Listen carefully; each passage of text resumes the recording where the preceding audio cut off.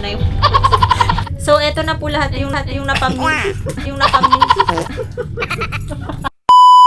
Hi guys! So for today's video, mamimili po tayo ng mga school needs po nung batang nanalo. Sa page ko po yung pinost ko na pinakamaraming reacts. Yun yung bibilihan ko ng gamit yung anak nila. So ang nanalo po is si Miss Macel Talamilo Opde. Tama po ba? Basta yun. Ilalagay ko na lang po dito yung picture. Ayan po yung nanalo. So ngayon po pupunta kami, bibili kami ng gamit. So tara. Kakain muna pala kami bago kami magpuntang bumili ng gamit kasi nalipasan na kami ng gutom. Nag-drive-thru na lang kami dito sa Wendy's kasi nga syempre hindi na nga kami nakapag-prepare kanina dahil late kaming nagising kasi galing kami ng Nueva Ecija kahapon. Binilisan nga lang din namin kumain para po makapunta na kami kaagad-agad. Andito kami ngayon sa DIY. So bibili kami ng school supplies nga para dun sa nanalo. So tara magkalkal na tayo dito kung anong dapat ibigay. Ito ba?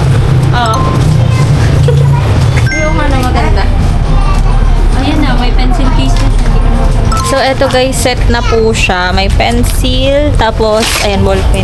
Ito, blue. Magamit ko ng correction tape yan. Correction tape. Tara ba sila? Ang ganda. Bili rin tayo ng bag kasi yung bag na pinakita ko nung kahapon is pang bata siya. Tapos nakita ko grade 6 naman na yung cutter na hindi ko sure kung magagamit. Next naman natin is lunchbox. Ano pa? Kailangan ba ng Ruler. estudyante? Ano ba? Mukha ko mula. School socks. Hindi ko sure din. Ay, nagdarabla na naman sa girlfriend. Saan yung basket natin? Ikot na rin. Na-stress nga kami dito sa mga notebooks kasi puro pang babae siya, puro halos pang kikay lang. Ano lang po ang notebook niya? Nasa first floor pa. Ito nga pang lalaki. So sabi nila meron daw available na notebooks pa sa baba. So nung chinek namin puro pang babae pa rin. So plain na lang kinuha namin. Extra ball pen. Ito naman po is set ng ruler. May mga maliliit at malaki nga po. Next naman, dagdagan na lang natin ng oil pastel. Eraser po. Ito magagamit din to. Stapler. Ito po sharpener. Magagamit niya rin to. Ano pa ang kailangan niya? Oh, long at short. Kunin niyo. Short.